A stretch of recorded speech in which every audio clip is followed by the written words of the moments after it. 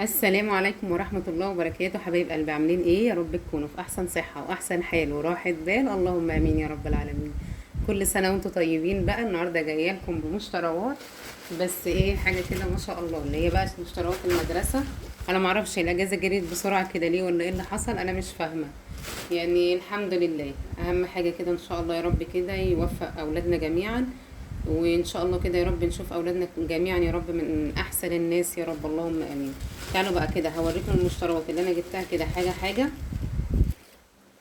بالاسعار. بصوا كده، دي اول حاجه المقلمه. انا عايزه اقول لكم انا ما جبتش لانش بوكسات مبدئيا كده، عندي اللانش بوكسات بتاعت السنه اللي فاتت فمش هجيب. فجبت بقى ديا كده، دي البنوت الصغيره، وديا لابني دي ب75. تمام كده، دي خلاص كده عرفنا 75. دي ب45. بس يعني عايزه اقول لكم ما شاء الله، يعني هي قريبه من بتاعه السنه اللي فاتت، بس كنت اجيب لها النفس بتاعه السنه اللي فاتت، بس هي لا حبت تغير كده. فقلنا تمام. هي طبعا انتوا عارفين ان البنات كلهم تقريبا بيشاوا حاجه اسمها اللون البينك. فطبعا انا هشيل دي منها، خليها ايه بقى في الكيس بتاعها عشان تحس ان هي لسه جديده وبخيرها يعني. وبرده اللي هي بتاعت ابني دي برده قريبه من بتاعه السنه اللي فاتت. لو فاكرين معايا الفيديو بتاع مشتريات السنة اللي فاتت برضو كان تقريبا برضو يعني قريبة كده منه شوية. انا عايزة افضي كل الحاجات دي والله، بس ايه يلا خليها منفوشة كده عشان تتحط هنا، عشان هو لسه ما شافهاش اصلا. هو لسه ما شافش الحاجة بتاعته على فكرة. يعني بنتي كانت معايا الصغيرة كانت معايا وانا بشتري، انما هو لا.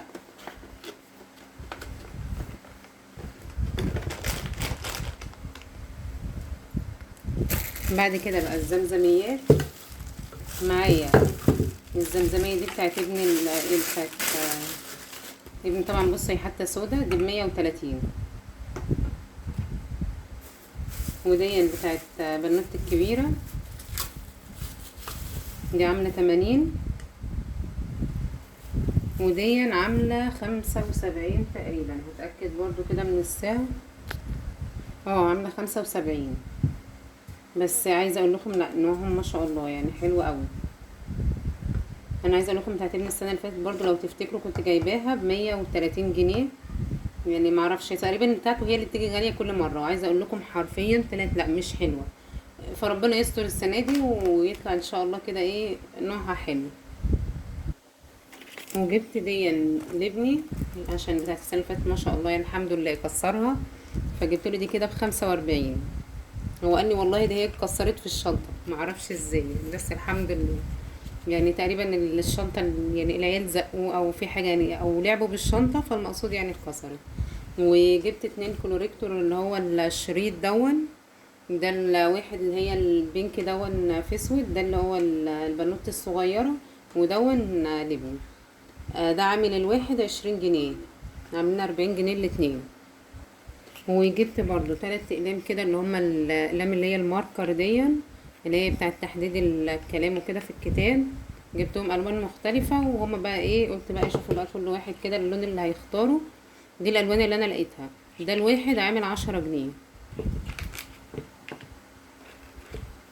وجبت برضو اللي هي واحد صمغ، ده بقى بيحتاجوه في اللي هو ايه لو هيلزقوا مثلا اللي هو ورقة مثلا في الكشكول بتاعة التقييمات. طبعا يعني هو بيقعد في البيت، يعني ده حرام يتاخد في المدرسة ويتلعب بيه. فتمام اللي بيحتاجه هياخده ويلزق بيه. وجبت برضو اللي هي الأقلام الروتو اللي هي السبورة. يعني ساعات بيطلب منهم في خلال السنة، او هم ممكن مثلا بيكتبوا البنت الصغيرة تقريبا، هو في الاخر مش كلهم يعني. البنت الصغيرة ممكن هي اللي تاخده وتكتب فيه بتاع السبورة بتاعتها اللعبة. بس هو بيطلب منهم بصراحة، يعني برضو في مدرسين بيطلبوه. بس عاملة 40 جنيه دي، يعني يعتبر القلم ب10. وجبت دي كده برضو لابني عشان قلت لو احتاجها. تمام. وبنتي برضو اللي هي الصغيرة برضو دلوقتي ما بيكتبوا برضو بأقلام جاف. فساعات لما انا بكتب لها مثلا ايه اللي هي الواجب وتحله، يعني مش في كل المواد بيطلبوا كده. في مواد بيطلبوا ان احنا نكتب، وفي مواد لا. فبرضو ايه بقول الون لها كده وادلعها عشان ربنا يهديها يعني وتكتب معايا الواجب على طول يعني. فتمام يعني قلت ايه هجيب واحده بس وتمام بقى ايه نستخدمها. لان برضو بنتي الكبيره لسه معاها ما شاء الله الاقلام بتاعتها زي ما هي، فعادي يعني ممكن باخدها منها لان هي السنه دي ما لهاش يعني ايه مش هتروح برضو المدرسه كتير، جايبه لها حاجه الدروس بس. ودي اللي هي الالوان الخشب. دي عامله الواحده ثواني اتاكد سعرها. عامله 20. الاتنين كده عاملين 40 جنيه. وجايبه برضو دون لابني بتاع بنتي لسه قاعد ما شاء الله برضو معاها. فانا الحاجه اللي موجوده ما بجيبهاش يعني، عندي اللي هو اللانش بوكسات موجوده وتمام، فحرام ان انا اجيب جديد يعني. اللي موجود عندك لا مش سنه جديده فلازم اجيب جديد، لا مش لازم. يعني حاولي كده ايه مشي الدنيا باللي عندك عشان تعرفي تجيبي لهم حاجات تانية احسن يعني، بدل ما تجيبي مثلا يعني حاجة نوعها ارخص عشان خاطر ترضيهم وتجيبي كل حاجة جديدة. لا انت ممكن تجيبي الحاجة الجديدة انضف وتستخدموا القديم طالما موجود عندهم واستحمل السنة يبقى هو حاجة نظيفة. فحرام ان انت تجيبي حاجة تانية اللي هو ايه يعني يبقى الحاجة موجودة عندك وتجيبيها تاني. ده عامل 25. ودون 10 بالسنون بتاعته، جبته بالسنون بتاعته 35 جنيه. وجبت المسطرة دي البنوت الصغيرة. دي عاملة 10 جنيه. هي دي صغيرة بس هي قالت بتتفتح، انا مكنتش عايزة اجيب لها عشان الرسومات اللي عليها دي اللي هي سبايدر مان وكده، بس عجبها اللون البينك فقالت تمام وعجبها الفكرة. فهي ايه اللي هي بتتفتح كده وتتقفل. فقلنا ايه تمام يعني هي عجبتها بس الفكرة بتاعتها فقالت عايزاها فقلت لها تمام. وهي كده كده اصلا هتستخدمها اكيد مقفولة يعني مش هتسطر مش هتفتح الكبيرة قوي كده. وجبت برضو الاساتيك دي كده للبنات الصغيره، قلت اللي هي ان شاء الله تمسك معاها بقى السنه. دي الواحده عامله 2 جنيه بس الكيس كله على بعضه كده عامل 5 جنيه. فجبت لها كيسين كده. وبصوا اشكالها كيوت قوي وحلوه. عامله 5 جنيه كده الاتنين عاملين 10. وجبت دون كده لبنتي برضو الكبيره، ده عامل 10 جنيه، ده اسمه اللي هو قلم ريشه. ثواني اوريهولكم برضو. ده بيبقى رفيع خالص يعني ايه سنه بيبقى رفيع كده وخفيف. ودون لابني. برضو عامل 10 جنيه. وجبت برضو بقى ده اللي يعني ايه اللي هو الاستخدام البيت يعني عامة بينفع جدا بصراحة وكان لسه خلصان. فجبته ده عامل 30 جنيه. تقريبا 30 او 20 هتأكد برضو كده. عامل 30 جنيه. وسولوتيب الصغير ده عشان وانا بجلد لهم اللي هو يعني الجلاد ده اللي هو بتاع المدرسة، لان طبعا لسه ما جبتش الجلاد على حسب ما هيطلب الالوان بجيب. ده بجيب على العدد يعني ايه كنت برضو كنت بجيب قبل كده بالدست وكده. فعلى حسب ما بيطلب مني لو منهم هم في المدرسة يعني انا بجيب. فدون بستخدمه يعني في اللي هو ايه في التجليد بتاع الكشاكيل. وجايبه برضو دون اللي هو ايه طبعا كان نفسي في اللون البينك عشان تبقى الطقم بتاعها كله بينك. ما لقيتش فجبت لها الاصفر لقيته يعني يمكن ده اكتر لون بناتي البرايات. بس هي الفكره مش في اللون، الفكره ان انا جايبه خامه نظيفه فبعد ما بنقي الخامه النظيفه بجيب يعني اختار اللون بعد كده منها. الواحده عامله 5 جنيه، جايبه واحده برضو لابني وواحده البنوت الصغيره كده عاملين كام 10 جنيه. وده بقى بصوا اللي هي التيكيتات دي كده. بصوا عايزه اقول لكم بقى ايه يعني بنوت هي اللي نقت الشكل دون. واللي هو الستيتش ده بقى اللي هو ايه الاتنين اللي ورا دول كده اهم. قلت اللي هم يبقوا اولادي شويه ودول بناتي. قلت طبعا ايه بستخدم فيهم انت هتقولي كتير بس هو الفكره عندي كلها ان انا بستخدم يعني ايه اللي بيتبقى بقعد بس بشيله للترم اللي بعده. تمام يعني اللي بيقعد منه بشيله كده عادي. دي عامله الواحده تقريبا 5 جنيه. فهم 6 كده ايه 60. 60 ايه سوري 30. الواحدة 5. تمام يعني اهم كده 15 و15. بس كده وهشوف بقى الباقي. ودول برضو كده 5 جنيه. هي دي المفروض الواحدة ب3 حسبتها لي انا عشان كده عمالة بقول لا الحساب فيه حاجة في التيكت. انا عشان كده كنت متلخبطة ان فيه انا فاكرة ان فيه 5 تانية. دول كده حسبتهم لي ب5. يعني بدل ما الواحدة ب3 الاتنين ب6 عملت لي ايه الاتنين ب5. بصوا بقى جايبه لهم دول عشان يلموا فيهم برضو الورق بتاع الملازم. عشان يبقوا عاملين كل مادة كده ايه واحدة، وان شاء الله يعني يحافظوا ويرتبوا يعني زي ما انا في دماغي يعني ان شاء الله. فدول كده ايه، عاملين الواحدة الواحد عامل 5 جنيه. تمام. نقيت لهم بقى ايه الوان كده مختلفة، يعني ايه احمر واصفر وابيض وكده وبينك، بحيث ان ايه يعني واخضر. الواحد عامل 5 جنيه. وجبت لهم برضو 3 كده اللي هو الوايبس كده، المناديل المبللة، عاملة التلاتة عاملين 20 جنيه. تمام. احنا كده لسه في الرفاية يعني، لسه ما دخلناش في الكشاكيل. فربنا بجد يا رب يا رب يعين كل ام واب على عيالهم، لان بجد الاسعار مبالغ فيها. مش عارفه يعني اقول لكم قريبه من السنه اللي فاتت، بس لا يعني تحس ان في برضو مصاريف جامده. فعشان كده والله بقول لكم اللي عندك من السنه اللي فاتت حافظي عليه وخليه لهم للسنه دي، وكملي بحاجه نظيفه تعيش معاهم وتستحمل، بدل ما تجيبي حاجه يا دوبك ما تكملش معاهم الترم، وتيجي الترم التاني تبقى عايزه تشتري لهم حاجات تاني. فحاولي كده لمي الدنيا كده، لان بجد المصاريف والاسعار الحمد لله يعني ربنا يعيننا جميعا. وجبت بقى، بص ده الدبل فيس ده برضو ليا تبع اللي هو السولوتيب العريض. ده برضو بحتاجه انا بصراحة في البيت، لو هلزق مثلا حاجة مثلا طابلو او حاجة، وساعات مثلا بشيل السجادة من تحت الحافظة. لو الحركة دي على فكرة، الفكرة دي حلوة جدا يعني، اقولها لكم بالمرة. انا عارفة ان احنا في مشتريات المدرسة، بس اقول لكم على الفكرة دي حلوة قوي. لو انت عندك الحافظة الخفيفة وبتتزحلق من على السيراميك، حطي حتة دبل فيس من الحرف كده، على فكرة بتلزق وبتمسك وبتبقى حلوة جدا. حتى وانت بتكنسيها تبقى ماسكة معاكي على فكرة وبتبقى حلوة. فجربوها برضو، لا بتعمل افكار كتيرة حلوة. ولو عندك طابلو مثلا عايز تلزقيه برضو بتبقى حلوة معاكي الفكرة دي انك انت تلزقيه بيها. فبينفع في حاجات كتير. فلقيته جبت برضو اللي هو ب20، كان فيه ب20 وب24، وكان فيه اقل مش عارفة اقل من 20 15 حاجة زي كده. جبت بصراحة الوسط. التاني كان نفس النوع اللي ب24 كان نفس النوع ده، بس الفكرة في الحجم. فانا لا، انا كل ما باجي استخدمه بقطع حتة صغيرة يعني، فبيقعد معايا كتير. فجبت اللي هو ب20. وجبت بقى بنوتي برضو بالمرة يعني في المدرسة برضو التوك بتاعتها. انا بحب بصراحة التوك تبقى بيضة، ما اعرفش ليه يعني، ممكن عشان احنا اتربينا على كده وتعودنا على كده، فتمام بقت قاعدة في حياتنا. التوك دي اللي هي ب5 جنيه، اللي هي العادية دي، بعمل لها بقى ميها ايه يعني رسومات كده، اللي هي حاجات في شعرها كده ميها. طبعا زي ما انتوا عارفين بقى فكرة القطتين وديل الحصان، ولو عايزة اعمل لها شبكة العنكبوت اللي هي كذا حاجة كده، بتبقى رسمتها شكلها حلو قوي. وجبت لها دول، دي ب15 مش عارفة ليه. فجبت لها دي للخروج، ودي للمدرسة 30 جنيه. يعني دي كده يبقى التوك 35.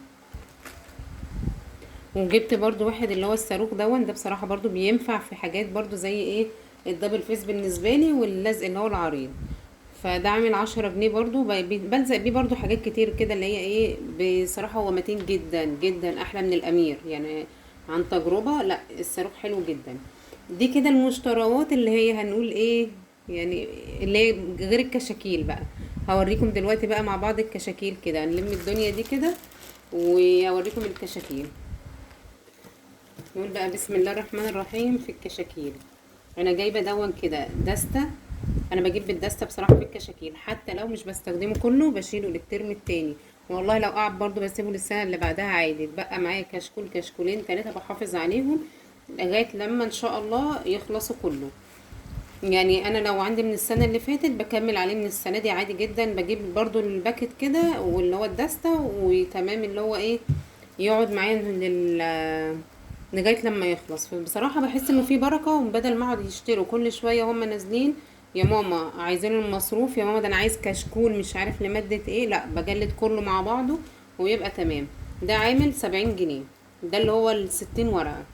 والمسطر برضو عامل 60 ورقه اهو. انا حتى هنا مكتوب عليه ده مسطر، وده اللي هو الانجليزي، بحيث ان انا ايه ما اتلخبطش فيهم. تمام. وده كده اهو برضو عامل دول كده 70 و70 الدستة بتاعتهم. وجبت برضو دستة كراريس. الكراريس طبعا دي بتنفع بقى في المواد اللي هي ايه المهارات التكنولوجيا الدين مثلا الواجب، الحاجات دي اللي هي عامة ايه بتنفع في المواد اللي هي كده، وهما بيطلبوها بنفسهم كراسات يعني، هما في المدرسة بيطلب اصلا كراسات. دي عاملة 90 جنيه. وفي اللي هي بقى الدستة المية، هي دي مسطر 100 ورقة. دي بقى بيطلب بقى، احنا اتفاجئنا في سنة اصلا من السنين، كانت بنت الصغيرة طبعا عشان صغيرين فبيشيلوا كذا كشكول مع بعض. فالطلب منهم طبعا بدل ما يتبهدل، كانت الإدارة نفسها التوجيه هو اللي طلب منهم ان هم يجيبوا الكشكول 100 ورقة، ويتقسم على يعني ايه حصة وواجب يبقى بنفس الكشكول والتقييم وكده. فده كده كان عامل ال100 ورقة عامل 100 جنيه. يعني انا عارفة ان انا دفعت المبلغ على بعضه، بس عارفة ان انا استفدت، ان انا ريحت نفسي من مصاريف السنة كلها. ده كده بتوع اللي هم ابني وبنتي الصغيرة. نخش بقى على الكشاكيل بتاعت بنتي الكبيرة. ده كده كشكول اللي هو الكبير، بصوا تقسيماته كده، يعني هو ما شاء الله، يعني بص حتى شكله حلو قوي، عامل 100 جنيه. بس قلت ايه هيكمل معاها، يعني ايه هيمسك معاها حبة حلوين. فقلت هي حتى ما شاء الله يعني من النوع المحافظ، يعني ما شاء الله الله اكبر، ربنا يحفظها ويحفظ اولادنا جميعا. من النوع المحافظة قوي، فانت هتجيبي لها الحاجة وانت راضية. اللي هو لو اتبقى معاها على فكرة هتشيله السنة اللي بعدها. يعني عارفة، وانا بشتري الحاجة لما بقول لها عايزة ده، مش محتاجاها بتقولي مش محتاجاها، محتاجاها بتقولي تمام، مش اللي هي بتشبط في اي حاجة وخلاص. يعني كلنا عارفين النوعية دي، انا عندي من النوعية دي وعندي من النوعية دي الحمد لله. يعني ايه جبت لها الكشكول دون، قلت هينفعها ان شاء الله برضو كده في الدروس. وفي بقى كشاكيل السلك اللي هي الكبيرة. وهنا بقى بصوا دون الكشكول عامل ده 35 ده بس. بصوا انا هفتح ده، انا ده قلت تسيبه بقى ايه هي تفتحه، لان طبعا انتوا عارفين احساس العيال برضو الاولاد ايه فتحة اللي هي اللزقة دي اصلا، او الاسترتش دون بالنسبة لهم ايه. ده عامل 35 جنيه، اللي هو الايه مسطر. وفي دول اصل ده بصوا اللي هو عارفين اللي هو ناعم ده، اللي هو بيجي يعمل صوت كده. هي حتى بنتي ما كانتش عايزه منه، بس جت بعد كده عشان تشكل ما لقيتش غيره. وفي بقى اللي هو العادي دون. بص انا بحب الكرتون ده جدا اصلا. ده برضو مسطر، بس ده عامل عشان كرتون الغلاف بتاعه عامل 30 جنيه، يعني سواء دون او دون. ده حتى هي كان عندها واحد منه السنه اللي فاتت نفس الشكل ده فعجبها، فبرضو جابت منه تاني. يعني هي مش من النوع اللي هي مثلا قالت لا تغير، بس هي يعني شكلت برضو في اللي هي في يعني الاشكال نفسها من بره، يعني يعتبر شكلت. دول كده 30، ودون عامل 35. وجبت برضو كده كراستين الرسم دول كده، اللي هو ايه لابني الكبير والبنوت الصغيرة. دول والله ما فاكرة سعرهم بالظبط، بس تقريبا يعني حتى ببص عليهم مش مكتوبين. عفوا، فجيت قلت ايه تقريبا، بس هي تقريبا يعني ب5 جنيه تقريبا الصغيرة، يعني مش غالية يعني. يعني 5 جنيه 7 ونص تبقى في الحدود دي يعني. فدي كده كانت اللي هي الايه، لسه بقى في النص ملي بتاع بنتي اللي هي الكبيرة كشكول السلك، لان ده دروس مش مدرسة. وكشكول الانجليزي ده جبنا النص ملي، بس مش عارفة هي شالته، لان هي راحت للميس بيه يعني ايه شالته وخدته معاها. وكشكول الانجليزي لسه منزلش اصلا، مش موجود في المكتبة لما جبت، فقالت لي تمام هجيبه. قلت خلاص وقت ما هتجيبه ان شاء الله على خير. هنستخدم يعني ايه هناخده على طول كده ان شاء الله، وهي ايه وقت ما تستخدمه بقى هي لسه شوية الانجليزي. فتمام كده ان شاء الله على خير يعني. ربنا يا رب كده يا رب يوفق اولادنا جميعا. احنا بنعمل اللي علينا معاهم، وربنا هو اللي بيكمل. فبنحاول نلم الدنيا ندبر الدنيا. انا عارفه ان ده انا كده يعني عارفين اللي هو ايه. يعني لسه في عندي لانش بوكسات موجوده، عندي الاساتيك برضو في اساتيك. المسطره برضو ما جبتش لابني على فكره مساطر، اللي هو المسطره عنده مش عنده، يعني اخته الكبيره في مسطره فين. فالمسطره بتاعت اللي هي هو بيستخدم الاشكال الهندسيه اللي فيها، فبيستخدمها برضو مسطره، ما مش شيل مساطر وخلاص. يعني حاولي ايه برضو مش هجيب بقى من دي وهجيب كمان واحده تانية. لا يعني اخته الكبيره وانا بجيب قالت لي لا يا ماما ده انا عندي، فهديها له. لان هي عندها منها بتاع اتنين، فهي هتاخد واحده وهتدي له واحده. هي ما شاء الله بتحمل، بقول لكم الله اكبر بتحافظ على الحاجه. فاللي بيحافظ على الحاجه بينفع في كده. يعني ربنا يحفظ اولادنا جميعا. وبرضه هوريكم اللانش بوكسات بتاعت السنه اللي فاتت اللي موجوده. يعني ما شاء الله عليها حلوة. انا عايزة اقول لكم كمان اللي حافظت عليها يعني اختهم، لما كنت بجيب فكانت ما شاء الله عليها بتحافظ عليهم، فهم هياخدوهم بقى بعد منها. فربنا يا رب كده يحفظ اولادنا جميعا، ويا رب يا رب يوفقهم ويجعلها سنة سعيدة عليهم وعلينا قبليهم. لان انا عارفة ان احنا بنتعب قد ايه معاهم، وودوا دروس وودي مدرسة ومش عارفة وهاتي بقى من المدرسة ومن الدرس والحمد لله، وغير البيت والتنظيفات وكده. بس عايزين نحاول ان احنا بقى دلوقتي نظبط كده البيت، نعمل اللي هو ايه بقى روتينات قوية كده بقى، انك انت مثلا تبدأي تنظيفات عميقة بقى كده عشان تيجي عليك المدرسة تبقي مرتاحة. زي ايه كأنه رمضان والعيد كده، اللي هو تروحي مثلا ايه يبقى على قد تجهيزات الاكل والشرب الحاجات دي، تصبين مواعين تروقات كده على الوش، تبقى الدنيا معاكي نظيفة، وانت تبقي مقتنعة ومرتاحة نفسيا ان انت مروقة والدنيا تمام عندك. لان طول ما الدنيا نظيفة انت هتلاقي نفسك مرتاحة، هتلاقي نفسك بتقدري تجهزي مثلا ايه الاكل، مثلا تحاولي مثلا تجهزي بتاع اكل مثلا يومين ثلاثه يبقى جاهز معاكي كده، اللي هو ايه تتبيلات يعني ايه متبله مثلا الحاجه مجهزاها انك انت يعني هتبقي مرتاحه، هتودي درس هتودي مدرسه هتيجي، ما تبقيش هلكانه، ما تلاقيش نفسك في الاخر انت بتقضيها معاهم بيض وجبنه. انا عارفه ان كله الحمد لله فضل ونعمه، بس انت برضو لما تبقي حتى لو رز وخضار وسلطه انت تمام برضو اكلتيهم وغذيتيهم والحمد لله واكله حلوه، وتبقي برضو مرتاحة، وانت مرتاحة وراضية ومبسوطة وتحسي انك انت الحمد لله. فحاولي على قد ما تقدري كده انجزي اليومين دول في انك يعني ايه تظبطي الشقة بحيث انك انت كمان ترتاحي شوية قبل المدرسة. تيجي عليكي المدرسة ان شاء الله تبقي تمام داخلة عليها كده بقلب بنفس راضية مبسوطة، العيال تمام كده مظبطة معاهم كل حاجة. برضو هجيب لكم اللانش بوكسات دلوقتي كده وهوريها لكم. بصوا بقى نلم كده دول.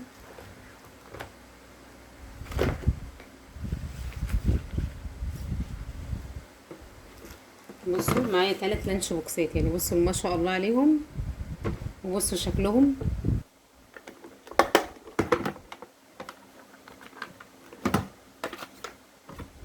يعني ما شاء الله يعني لسه حلوين برضو فشغالين.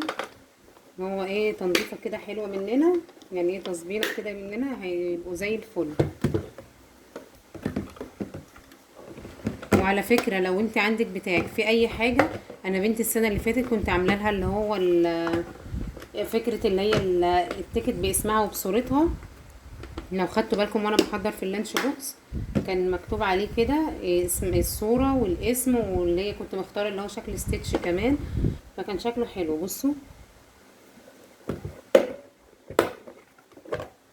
اهو شغالين والله ما شاء الله عليهم. يبقى انا حرام عليا ان انا اجيب جديد ولا لا لما يبقى لسه عندي اللانش بوكسات دي كمان ده هيشكلوا فيها. يعني لا ده كمان في واحد تاني، انا استني واحده هجيب لكم برضو في واحد تاني زي ده كده برضو اولادي قلت هديه لابني اهون. بصوا يعني ما شاء الله عليه برضو، يعني حسيته اولادي فقلت ده تمام هيمشي معاه. يعني بصوا ما شاء الله، يعني انا كنت بشيلهم بقى فوق المطبخ في كيس كده فكان تمام، يعني كنت محافظه عليهم قوي. فلما جيت بقى طلعت السنه دي قلت لا، يعني حرام ان انا اصلا استخدم ان انا اجيب جديد وهو في عندي ما شاء الله كمان بزياده، يعني هيبدلوا فيهم. فالحمد لله على كده. دي كانت مشتريات اللي هي السنه الجديده ان شاء الله على خير يا رب تيجي عليهم بالخير، وان شاء الله ان شاء الله يا رب كده سنة سعيدة علينا كلنا، ويا رب يوفقهم ونشوف اولادنا جميعا يا رب من احسن الناس ان شاء الله. ويا رب كده يكون الفيديو عجبكم ويكون مشترياتي عجبتكم. لو في اي حاجة اكتبولي في التعليقات وان شاء الله هرد عليكم على طول، واشوفكم ان شاء الله على خير في فيديو جديد.